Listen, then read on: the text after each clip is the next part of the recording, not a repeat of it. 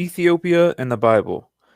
The history of Ethiopia and its relationship to the Bible goes as far back to the writing of the Bible itself. Ethiopia is first mentioned in the Bible after God planted the Garden of Eden. The Bible states that one of the four rivers that flowed from Eden was called the Gihon, the same as it that compasseth the whole land of Ethiopia. Genesis chapter 2, verse 13. So biblically speaking, we see that Ethiopia is as old as the creation of the earth. Ethiopia is mentioned 37 times in the Old Testament and once in the New Testament, where the Apostle Philip baptizes an Ethiopian eunuch who was a servant of Queen Candace of Ethiopia.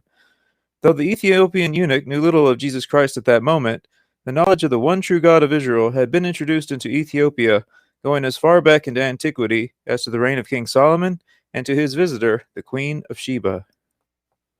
It is believed that the Queen of Sheba, Makeda being her name, lived in the 10th century BC. The queen ruled over parts of Ethiopia, such as Aksum, and also portions of southern Arabia and Sabia, which is in modern-day Yemen.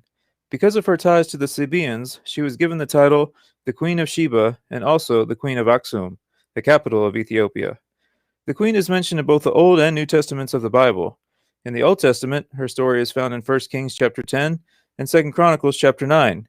In the New Testament, Christ himself refers to her as the Queen of the South in Matthew chapter 12 verse 42 and again in Luke chapter 11 verse 31.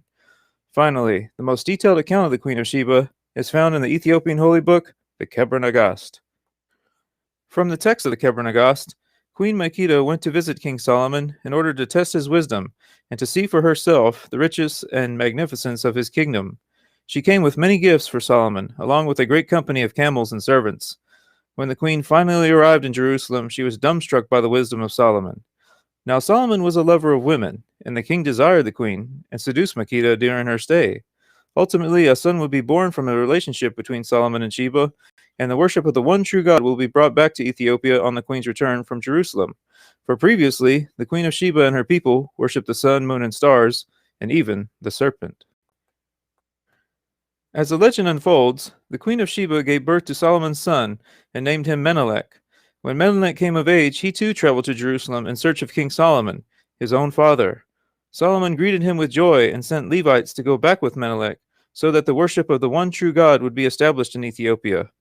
Unfortunately, many of the nobles of Israel were saddened that they would have to leave Jerusalem and the temple that housed the Ark of the Covenant. So Azariah, the son of Zadok the priest, made a replica of the Ark and exchanged it for the true Ark which was in the Holy of Holies. As events transpired, the Ark of the Covenant ended up in Ethiopia and is believed to reside there to this very day in the holy city of Aksum in the Church of St. Mary of Zion. Returning to the Bible, we see that Ethiopia is included within the writings of the prophets and is also found in the Psalms of King David. For example, the prophet Jeremiah was released from his imprisonment in a miry pit through the efforts of an Ethiopian eunuch named Ebed-Melech. See Jeremiah chapter 38. The Lord, speaking through prophet Amos, said, "Are ye not as the children of the Ethiopians unto me, O children of Israel?" Amos chapter 9, verse 7.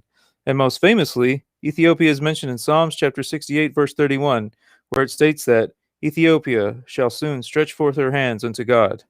This Old Testament prophecy concerning Ethiopia was partially fulfilled during the birth of Jesus Christ. For tradition holds that one of the three wise men that came to visit and pay homage to the infant Christ was a king of Ethiopia. The introduction of Christianity into Ethiopia was first made by the eunuch of Queen Candace, but it would be during the reign of King Ezana a couple of centuries afterwards that Christianity would take hold. King Ezana, who ruled from 320 to 356 AD, was the first African king who became Christian and made Christianity the official religion of his empire. Though the Ethiopian king Ezana adopted Christianity, the credit of bringing the faith of Jesus to the kingdom of Aksum goes to Saint Frumentius, a Syro-Phoenician Greek born in Tyre. Frumentius traveled to Alexandria, Egypt, where he appealed to have a bishop appointed and missionary priest sent forth to Aksum. Soon afterwards, he was appointed bishop and established the church in Ethiopia and converted many local people, including the king. Over the course of a couple centuries, Christian Ethiopia relatively flourished, but by the 8th century, the Aksumite kingdom had lost its holdings in southern Arabia.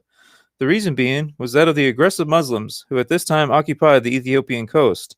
As a result of the hostilities of the Muslims, Christian Ethiopia became isolated from the rest of the world. Due to being cut off from other Christian nations, The Aksumite Empire had no other choice than to establish ties with Islam. However, even though the Ethiopian king Arma granted Muslim refugees asylum in Ethiopia, and even after Muhammad himself told his followers to maintain a positive relationship with Ethiopia, the Muslims still attempted to eliminate Christianity in Ethiopia and from off the face of the earth. The decline of Aksum was followed by a new dynasty known as the Zagwe. The Zagwe period lasted from about 1137 to 1270 AD. The best known of the Zagwe rulers was King Lalibela, who famously carved a network of churches out of solid rock. Lalibela's life is legendary. As the story goes, when Lalibela was an infant, a swarm of bees hovered above his crib. Upon seeing this spectacle, his mother took it as a sign that her son would grow up to be a great man. Thus he was named Lalibela, which means the bees recognized his sovereignty. In his youth, Lalibela spent time in Jerusalem. On his return to Ethiopia, he was inspired to recreate Jerusalem and other parts of the Holy Land in the Ethiopian town of Roha. Altogether, King Lalibela excavated 11 rock-hewn monolithic churches. These churches were so fascinating that after the king's death, the area was renamed Lalibela in his honor. After the reign of Lalibela, the Zagwe dynasty began to decline, and rulership of Ethiopia was restored to the Solomonic dynasty, which traces its descent from the union of Solomon and Sheba. Tradition states that the Solomonic kings stretched all the way back from the 10th century BC all the way to the 20th century AD.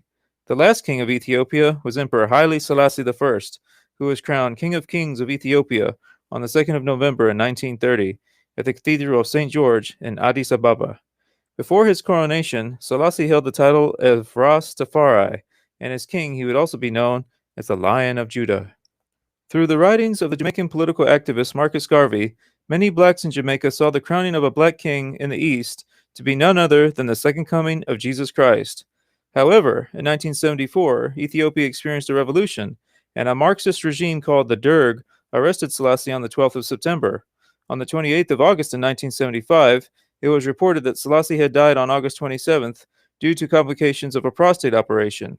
After the Soviet-backed government fell in 1991, Selassie's bones were found in 1992. In the year 2000, the Ethiopian Orthodox Church held a funeral for the deceased emperor. To this day, most Rastafarians do not accept Selassie's death, but believe that his majesty simply disappeared.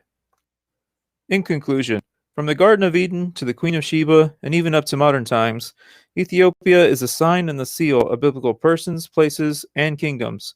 The rich culture of a Christian and Jewish heritage, as well as its many legends, have made Ethiopia a mystical land.